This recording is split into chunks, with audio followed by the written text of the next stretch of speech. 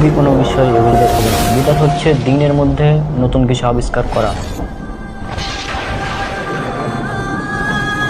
ইবাদতের মধ্যে নতুন আবিষ্কার, সেটা হচ্ছে বিদাত। ধুরু, কে বললো তোকে এটা?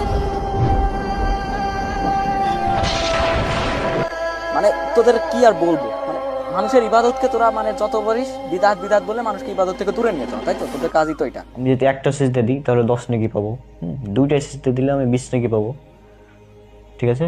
তো আমি যদি 20টা সিজদা দিই তাহলে তো আমি 200 নেকি পাচ্ছি। সিজদা দেওয়াটা তো হচ্ছে ভালো কাজ, আর আমি তো নামাজের মধ্যে সিজদা দিচ্ছি, ঠিক না? ভাই তুই কি গাঁদা খেয়ে আসছিস নাকি? তোকে ইবাদতের নিয়ম বলতে একটা জিনিস আছে না, তুই বুঝোস না? নিয়ম এইটাই যে 2টার বেশি সিজদা দেওয়া যাবে না। তুই যদি 12টি 3টা সিজদা দিস তাহলে তো নামাজই হবে না। তো তো এই নিয়ম, এই যে নামাজের নিয়ম, এটা কে দিয়েছে? আল্লাহ দিয়েছেন রাসূল সাল্লাল্লাহু আলাইহি সাল্লামের মাধ্যমে। ইসলামের মধ্যে নাই যেগুলোর ব্যাপারে আল্লাহ রাসূল সাল্লাল্লাহু আলাইহি সাল্লামের কোনো নির্দেশনা নাই, সেই কাজগুলো যতই দেখতে ভালো লাগুক, যতই সুন্দর লাগুক, সেই কাজগুলোর নাম হচ্ছে বেদাত। আশা করি তুমি বেদাত সম্পর্কে ধারণা পেয়েছো এবার। এবার বলো তোমার কি বলার আছে এখন।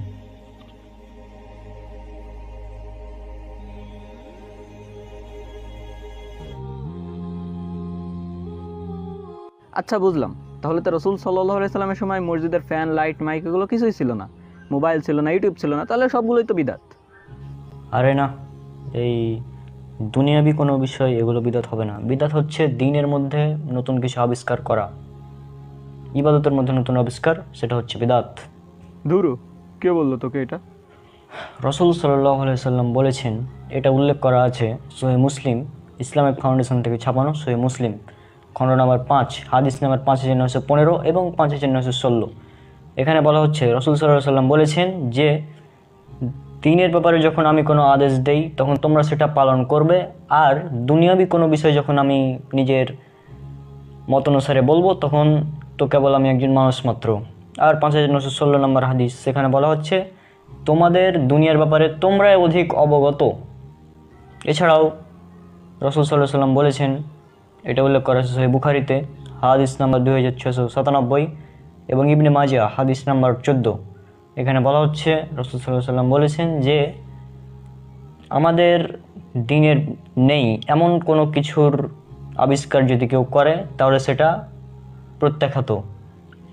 এছাড়াও এরকমই আরও একটি হাদিস উল্লেখ করা আছে সহিহ মুসলিমে, খণ্ড নম্বর 4, হাদিস নাম্বার 4344। সেখানেও বলা হচ্ছে যে কেউ যদি এমন আমল করে যা আমাদের শরীয়তে নাই তাহলে সেটা বাতিল। এছাড়াও আরও একটি হাদিস, এটা উল্লেখ করা আছে সুনান আবু দাউদে, হাদিস নাম্বার 4607। সেখানে বলা হচ্ছে রাসূল সাল্লাল্লাহু আলাইহি সাল্লাম বলেছেন যে অচিরেই তোমরা অনেক মতভেদ দেখতে পাবে, তখন তোমরা আমার সুন্নাত এবং আমার খুলাফায়ে রাশিদিনের সুন্নাতকে আঁকড়ে ধরবে। আর সাবধান প্রত্যেক নব আবিষ্কৃত দিনের মধ্যে নতুন আবিষ্কৃত বিদাত সম্পর্কে, কেননা প্রতিটি বিদাতই হচ্ছে ভ্রষ্টতা। তাহলে এই হাদিসগুলো থেকে এটা স্পষ্ট যে বিদাত হচ্ছে দিনের মধ্যে নতুন কিছু আবিষ্কার করা, দুনিয়াবি আবিষ্কার এগুলো বিদাত নয়, এগুলো করার অনুমতি আছে। আর বিদাত থেকে আমাদের বেঁচে থাকতে হবে, কেননা রাসূল সাল্লাল্লাহু আলাইহি সাল্লাম বলেছেন, এটা উল্লেখ করা আছে সহিহ মুসলিমে হাদিস নাম্বার 472। কিয়ামতের দিন রাসূল সাল্লাল্লাহু আলাইহি সাল্লাম যখন হাউজে কাউসারে থাকবেন তখন তার কিছু উম্মতকে সেখান থেকে ফিরিয়ে দেওয়া হবে, কারণ তারা বিদাত করেছিল। রাসূল সাল্লাল্লাহু আলাইহি সাল্লাম বলবেন তাদেরকে কেন ফিরিয়ে দেওয়া হচ্ছে, তারা তো আমারই উম্মত। তখন ফেরেশতারা বলবে যে আপনি জানেন না যে তারা আপনার পরে কি করেছিল।